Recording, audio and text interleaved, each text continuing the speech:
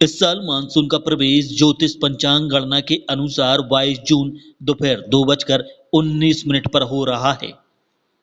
संवत 2082 में रविवार को वृश्चिक राशि के चंद्रमा की उपस्थिति में सूर्य अर्ध नक्षत्र में प्रवेश करेंगे।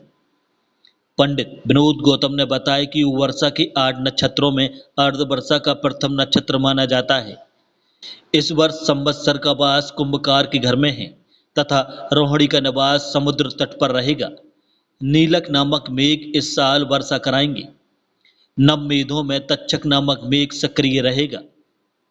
मेघ का स्वामी सूर्य वर्षा कराएगा। वर्षा नौका नाव पर सवार होकर आएगी। इस वर्ष हवा का प्रतिशत जल के प्रतिशत से अधिक होने के कारण हवा अधिक चलेगी, जिससे चक्रवर्ती वर्षा होगी। पंडित गौतम ने मेघमाला ग्रंथ के अनुसार बताया कि इस वर्ष 22 जून को तुला लग्न में अर्धा नक्षत्र में सूर्य का प्रवेश हो रहा है। इस समय सूर्य से आगे अंगारक मंगल रहेगा तथा गुरु सूर्य के साथ होने से समान वर्ष के योग बने रहे हैं। शुक्र चंद्र केंद्र में होने से असंतुलित वर्षा, कहीं कहीं अधिक वर्षा से बाढ़, सुनामी आदि से जनधन की हानि होगी। राहु की दृष्टि मंगल पर होने से इस वर्ष बिजली गिरने की अधिक घटनाएं होंगी। इसके अलावा बुध, शुक्र, मंगल एवं गुरु के एक ही नाड़ी के नक्षत्र में स्थित होने पर बारिश होगी। ग्रह उदयस्त बकरी मार्गी कलाश में भी इस वर्ष जोरदार बारिश होगी। जी हाँ, इस वर्ष पंचांगीय गणित की जो आर्द्रा प्रवेश की स्थिति है वो 22 जून को दोपहर 1:19 पर हो रही है।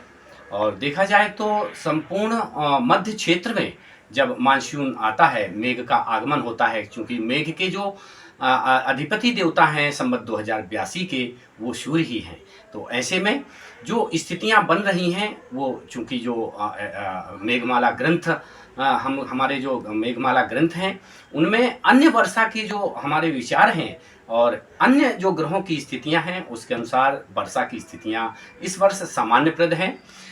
वर्षा का जो वाहन है वो नौका है और देखा जाए तो नीलक नामक मेघ इस वर्ष वर्षा कराएंगे। और जो मेघों का आगमन है वो चूंकि हवा का प्रतिशत अधिक है और इस वर्ष जो जल का प्रतिशत कम होने के कारण थोड़ा सा विचित्र वर्षा के संयोग भी बन रहे हैं। ऐसे में बिजली गिरने की घटनाएं ज़्यादा होंगी। इसके प्रभाव चूँकि सूर्य से मंगल की जो स्थितियां हैं वो आगे चल रही हैं, तो अंगारक की स्थितियां आगे होने के कारण मेघमाला ग्रंथ के अनुसार इस वर्ष बिजली गिरने की जो घटनाएं हैं वो अधिक घटेंगी। साथ ही देखा जाए तो अन्य स्थितियों में गुरु शुक्रोदय और चंद्र अन्य शुक्र की जो युतियां बनी हुई हैं, सूर्य गुरु की और चंद्र शुक्र की, इसके अनुसार जो वर्षा है वो समान फल प्रदायक रहेगी। और देखा जाए तो कहीं कहीं बाढ़ से एक विचित्र वर्षा के योग बनेंगे, जिससे बहुत ही ज़्यादा त्रासदी किन्हीं क्षेत्रों में हो सकती है। क्योंकि ये रुद्रवीशी का 13वां वर्ष चल रहा है, ऐसे हमको सभी को सावधानी की आवश्यकता है। हमारे भारतीय मौसम के अनुसार 8 नक्षत्रों में बारिश होती है, जो कि आर्द्रा नक्षत्र का प्रवेश भगवान भास्कर आर्द्रा नक्षत्र में प्रवेश कर रहे हैं।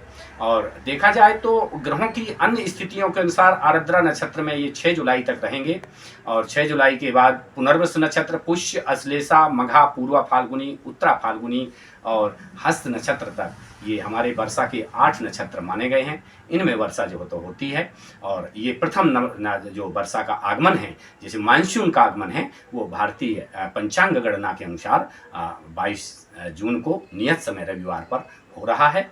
ऐसे में देखा जाए तो पहला जो नक्षत्र है इसका जो वाहन है वो मूषक है और योगा और योगों की स्थिति को देखा जाए तो सूर्य चंद्र का योग बना हुआ है। ऐसे में जो वृष्टि है वो सूर्य वृष्टि के योग बन रहे हैं। नमस्कार।